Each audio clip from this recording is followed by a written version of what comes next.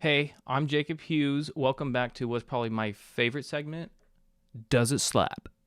Oh yeah, this totally slaps, bro. The Urban Dictionary defines something to slap to be good as fuck. To be used in a sentence, this Chipotle slaps.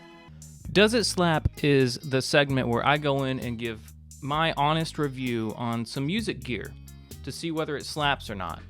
And while I review the gear, I'm just hanging out, have a couple beers too. Today's gear of choice is no other than the Jimi Hendrix Signature. Oh, shit. And today's beer of choice, hang on, let's see what we got. A Busch Light. Busch Light. Now, not only can you just drink your favorite Superior Light beer, you can smell like it too with Busch soap. So, a bit of a spoiler, this thing absolutely does slap. I played one of these years ago whenever they first came out. You know what, I actually don't know when they first came out. I just remember first seeing them around 2014, 2015. And they would go for like, I want to say like $450 to $500, something that's like stupid cheap for something like this. And I remember, I've never owned a Strat or anything like that. I've been like humbucker, metalhead, Wolfgang's only type of dude, or like Schecter's, whatever. After playing one of these, completely changed my mind. I was like, broke, working as a barista. I don't care. I need to save up for this guitar. Whenever I did, it was gone.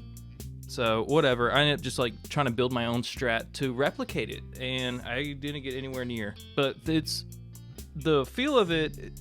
It's got the old like original, man, I want to say like 70s, but it's probably more like the 60s neck, the C radius, with the old tuning pegs where you got to go in like this instead of through the side, and it's a reverse headstock just to kind of pay tribute to how he used to have to flip his guitars around, so it would be left-handed and reverse on that end, so technically it would look correct this way. But if you're a right-handed player, they're doing the reverse headstock.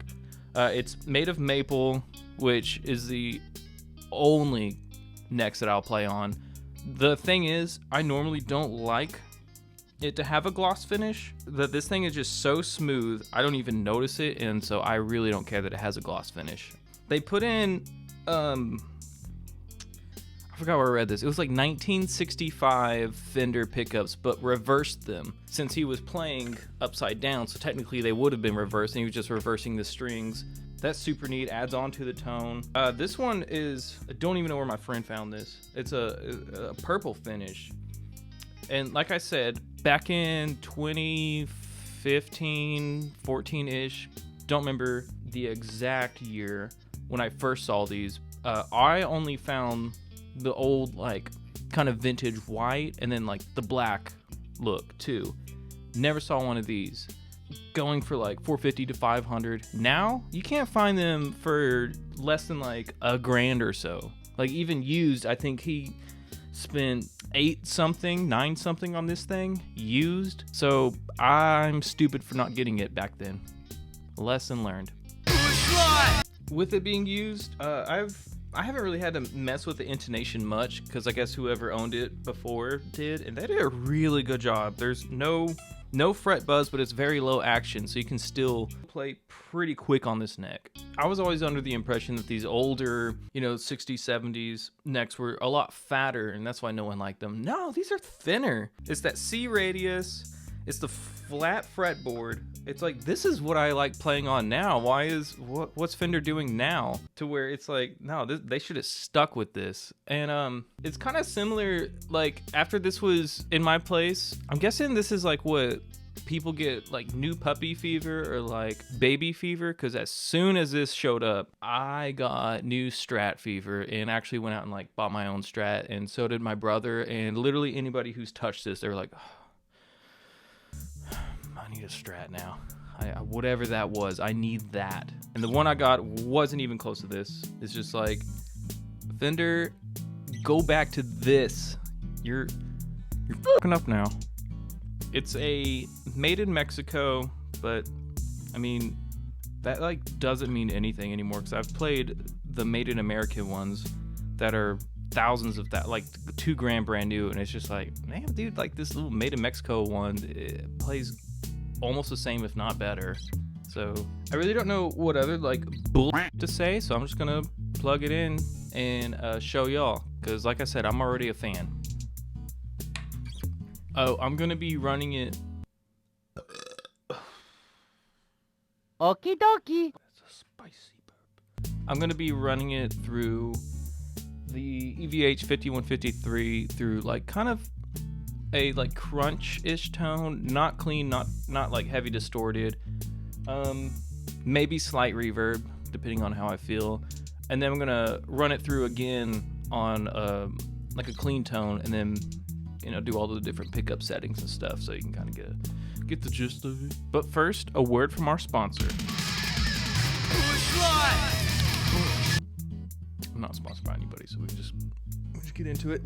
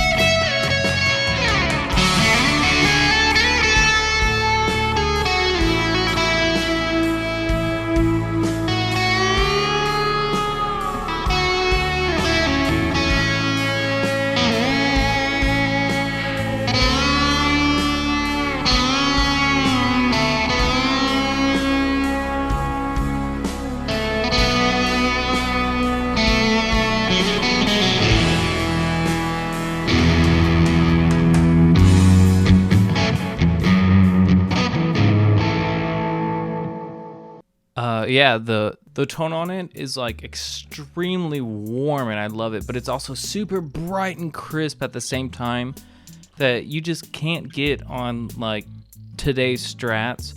Like for instance, I was just playing that on a very low gain crunch, not clean tone setting. I didn't do like a high gain soloing setting, but man, I literally, like I said, after that Strat being here, I was like, I need a Strat after this. And I got one of like today's models, and its tone, intonation, everything, nothing compared to that. And I paid probably the same price, if not more than that. Which, looking back on, I should have just filtered through Reverb or Sweetwater or something, see, or Guitar Center, see who has one on sale, used. Don't care what color it is. That's the sound that I was looking for. My friend was going for like that Stevie Ray Vaughan sound, but he's like heavily influenced by Jimi Hendrix. So he was like, I'm just going to get some Jimi Hendrix gear and then try to like replicate it. And you can 100% with that guitar. As well, I'm going to do like a clean tone one.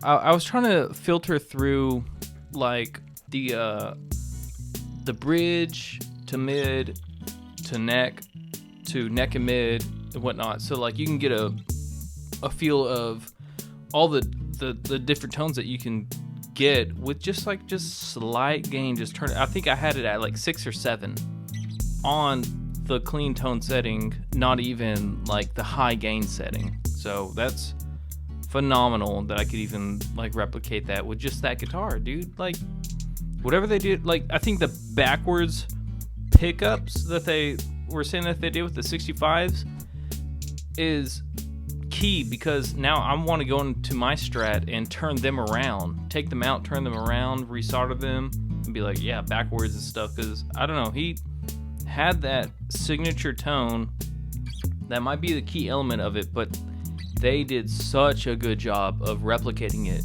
with the signature.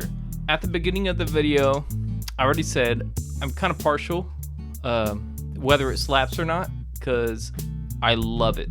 And yeah, I would say if I was an NFL player, this thing slaps harder than I would slap my wife. I love it. It's like Fender is up by not just making strats like that these days. Like, I have zero issues with tuning as well. I notice with the old school tuning pegs where you got to go in through the top instead of like through the side, these old tuning pegs hold tune. You just measure out the right amount of distance. I normally play with Floyd Roses, so I never have to tune my guitar. This is like these old tuning pegs walked so that the Floyd Rose could run. That's what it's all about.